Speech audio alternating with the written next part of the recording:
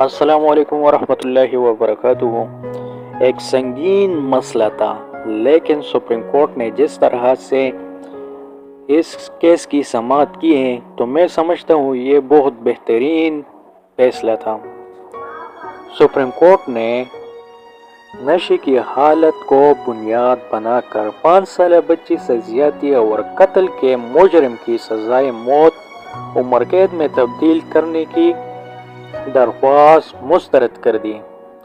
Supreme court of Pakistan نے ایک اہم فیصلے میں قرار دیا ہے کہ بذات خود نشہ کرنے والا شخص کسی بھی جرم سے استثناء کا دعویٰ نہیں کر سکتا اور نہ ہی اپنی مرضی سے شراب یا نشہ آور چیز استعمال کرنے والے کو مجرمانہ ذمہ داری سے بچنے کا کوئی حق حاصل ہے۔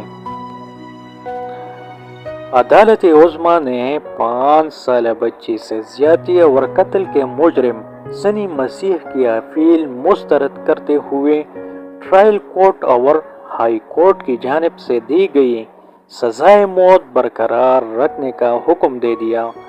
جسٹس محمد ہاشم خان کاکڑ نے کیس کا تحرری فیصلہ تحریر کیا، جبکہ اس اہم کیس کی سماعت کرنے والے 3 رکنی بینچ میں جسٹس صلاح الدین اور جسٹس اشتیاق ابراہیم بھی شامل تھے۔ دوران سماعت مجرم کے وکیل نے یہ موقف اختیار کیا تھا کہ واردات کے وقت ملزم نشے کی حالت میں تھا، لہذا اس بنیاد پر سزائے موت کو عمر قید میں تبدیل کیا جائے۔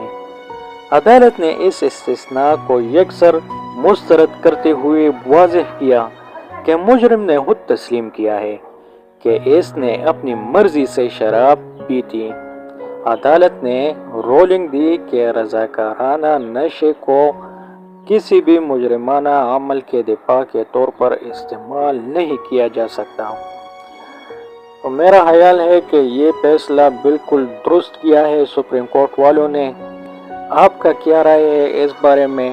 اپنا رائے کمنٹ میں ضرور بتائیں اور ساتھ میں میرا یہ زما دنیا چینل ضرور سبسکرائب کریں تاکہ نیو اپڈیٹ آپ کو بر وقت ملتا رہے۔